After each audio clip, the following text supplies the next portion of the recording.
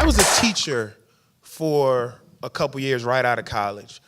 And I can't prove it, but I had the worst kids in the observable universe. I'm sure of it, I'm telling you.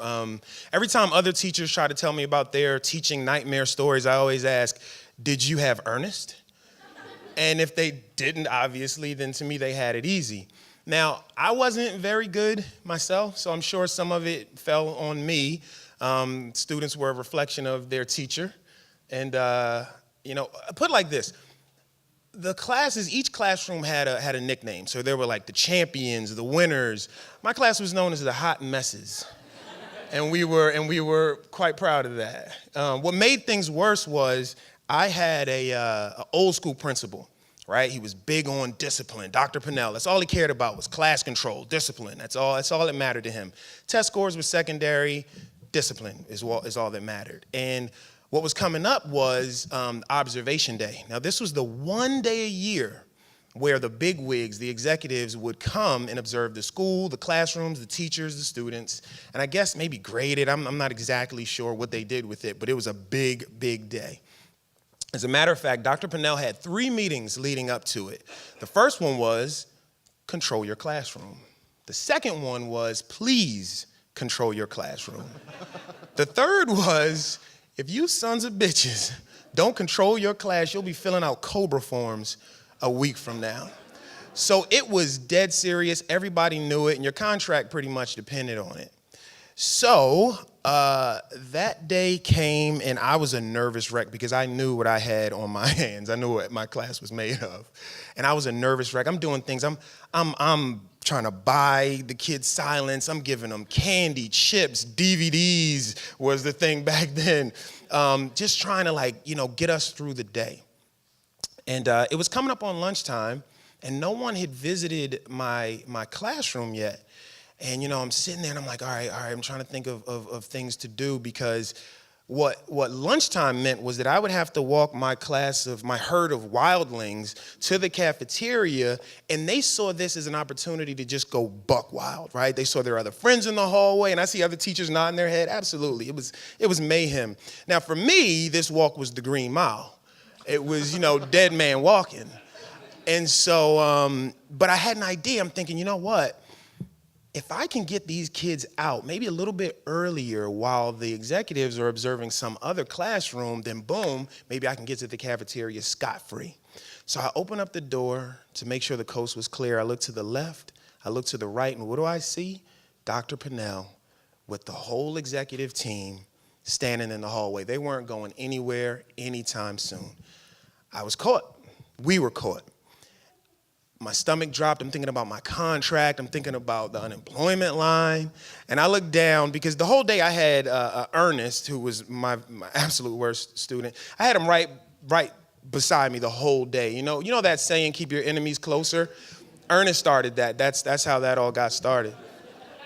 And so I see Dr. Pennell in the hallway with all the big wigs, and I look down at Ernest like, oh my God. And he looks back at me like, God can't save you now. As soon as you open that door, I'm going full Ernest on your ass. And you've been giving me candy all day. So I knew what I was in for. But just then, an idea struck. And I closed the door, turned into the classroom, and I started laughing hysterically. I mean, busting out laughing, as loud as I could be. And this got the attention of my kids, and they're looking like, Mr. Lundy, what's so funny? What are you laughing about? And I'm like, no, you guys, you don't want to know. You wouldn't believe me anyway. Don't even worry about it. They're like, come on, tell us, please. Tell us what's so funny.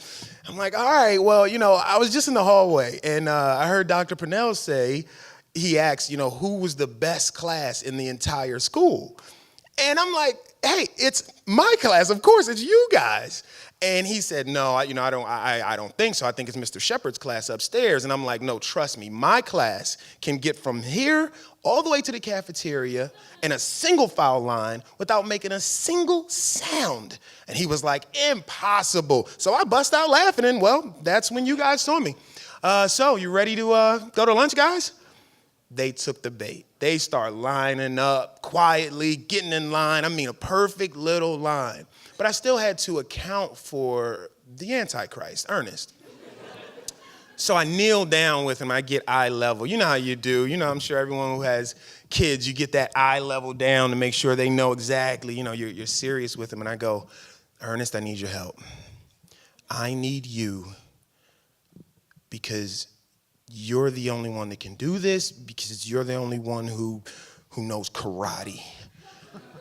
And he pauses and he ponders and then he goes, yeah, it's true. And I'm like, Ernest, I need you to lead this line. I need you to get them from here to the cafeteria as quickly and as quietly as possible, and only you can do it. The look in this kid's face, I'm telling you, he was determined. He immediately walked to the front of the line, shoved some kid out of the way, and took his rightful spot as the line leader. So the stage was set. I take a deep breath, I open the door, and I let them go. So they're walking down the hall, and when I tell you guys, you've never seen a line this straight, this perfect. I mean, even their posture, chest out, chins up high, you could balance books on their head. Now, they wouldn't read these books, but they damn sure could balance them on their heads. And it was so quiet. They walked past Dr. Pennell, walked past the executives, and then I'm following behind them. I get to Dr. Pennell, he shows me a little wink. I give him one of these numbers. Keep on going. Now we get to the cafeteria and it was perfect. Don't get me wrong, as soon as we got there, everything went to shit. I mean, kids started fighting. Ernest vanished. I still don't know where he ran off to. But the deed was already done and we had done it. And I was proud of him, to be honest with you.